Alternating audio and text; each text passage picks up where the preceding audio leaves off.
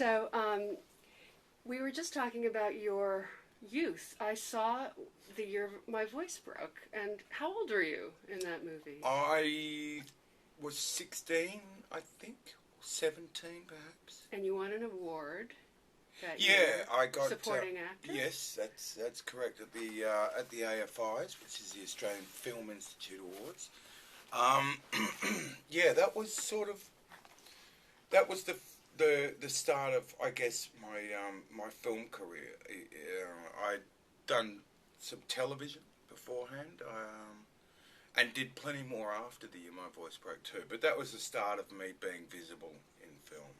So you did play a lot of troubled youth, but you also played leading man roles. Yeah, yeah. I mean, the degree of different kind of characters, if you like, that are available to younger actors tend to be they tend to be fairly static. You know, the troubled leading man, nerd, and it's hard to think of another sort of one, or bad, I guess, baddie, which is sort of a subset of troubled. But I did my first lead in a film called The Big Steal, which is having I think it's its 25th Wow. anniversary, and I've actually been doing a bit of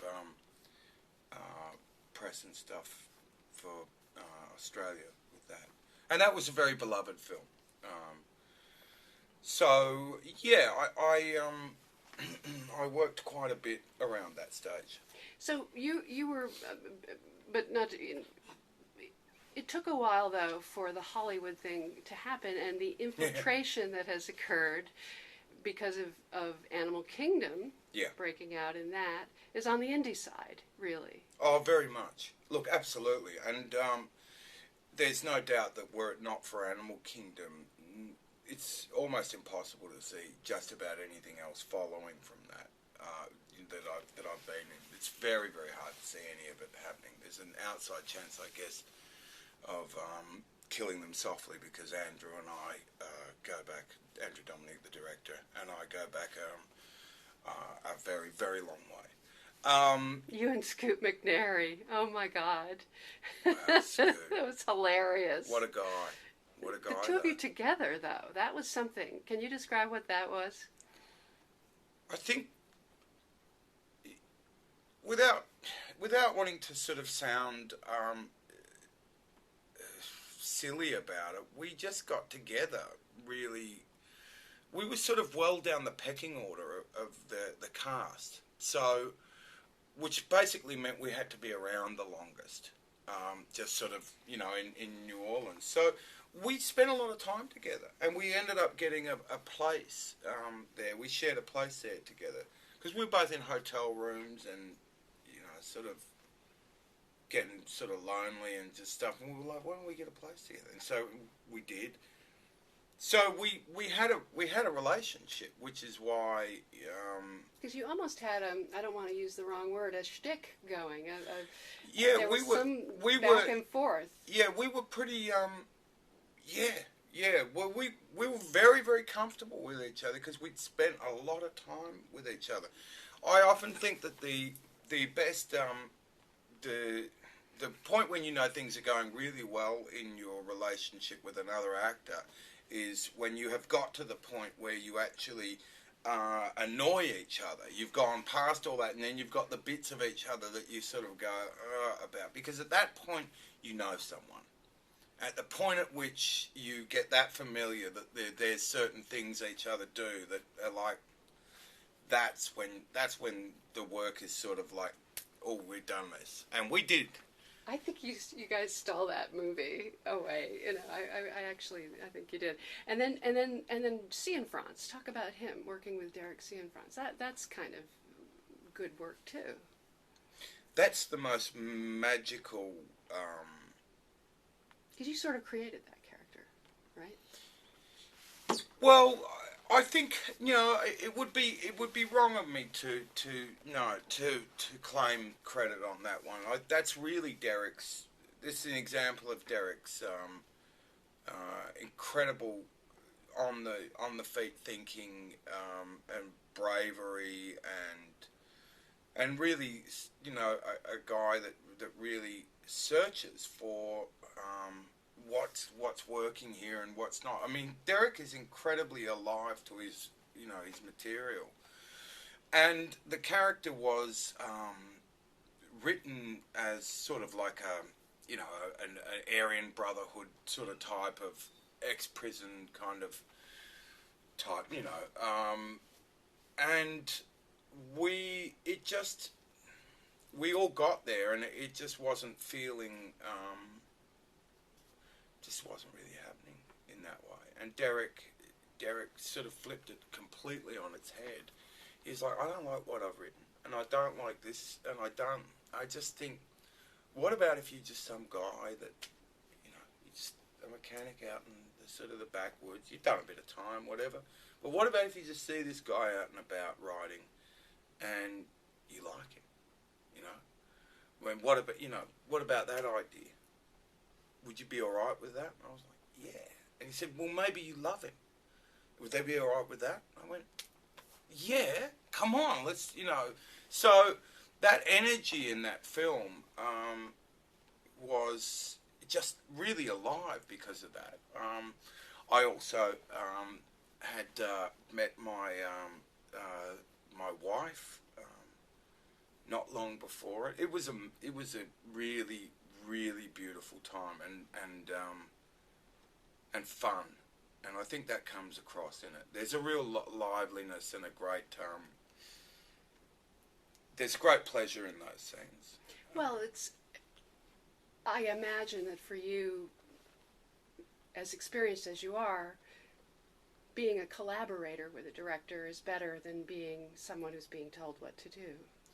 Yeah, although I don't have a problem with being told what to do either. I think that it's kind of gets to be horses for courses, but it really was one of those times, and it's really Ryan too. It's the way Ryan Gosling works as well, and they are great together. I mean, those guys are really, really strong together. They have a lot of overlapping sensibilities, and they come from, although they personally come from incredibly different kind of places, they artistically overlap in a lot of what they're interested in, a lot of what they're down for. So it just felt like you were being invited to a really cool, to go out and play poker with a really good bunch of people.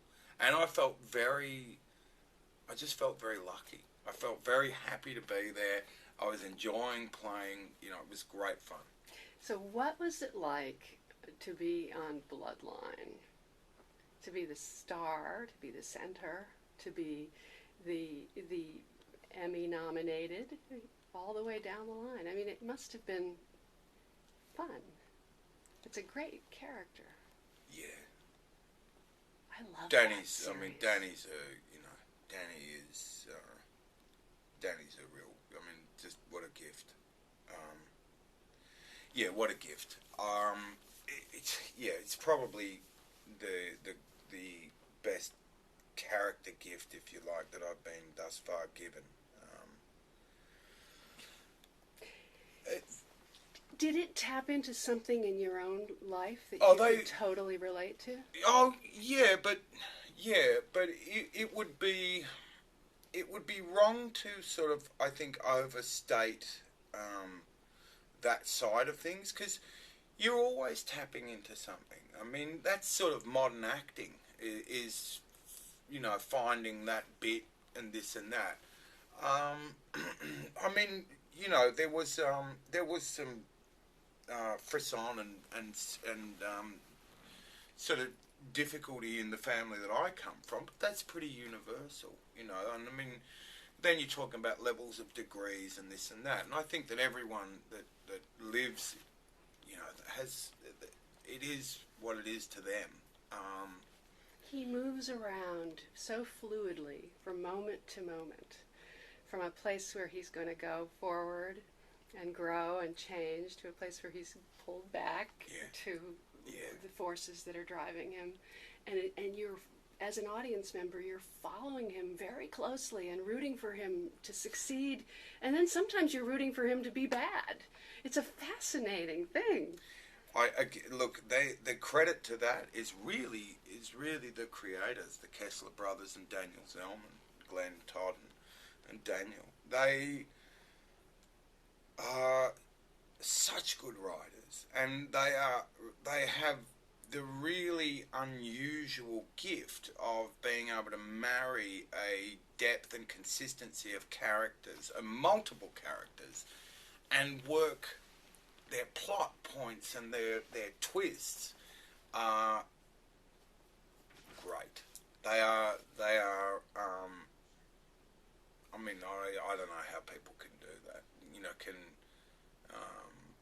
Because that ultimately that's what's I think so much fun about Bloodline is it's a sort of a Trojan horse in a way. It comes out looking like a family psychological kind of drama, and it morphs into a thriller, and I think that's a real achievement. And because of the depth of the involvement that you're able to get with those characters, and because it's a family, I think it's very powerful. Certainly for look, I know that because there are people that I've known for a very long time that contacted me after having seen Bloodline and said that's my family, and I started to talk about it, and they said, no, this is what happened in my family. That really, yes, I get.